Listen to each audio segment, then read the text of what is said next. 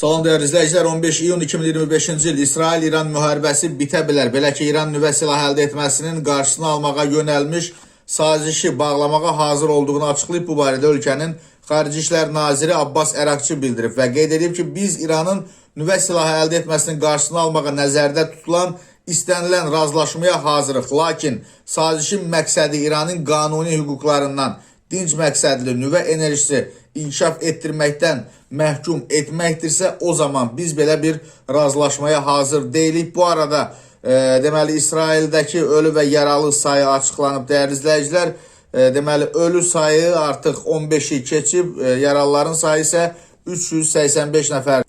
İsrailin ötən gecə İrana endirdiyi zərbələrin hədəfi Müdafiə Nazirliyi və onun Tehrandakı strukturları olub. Bildirilib ki, gecə saatlarında Nazirliyin qərargahına hücum edərək inzibati binalardan birinə ziyan vurub. Agentlik, Tasnim agentliyi bildirir ki, eyni ərazidə Müdafiə İnnovasiyaları və Tədqiqatları Təşkilatına da zərbə endirilib.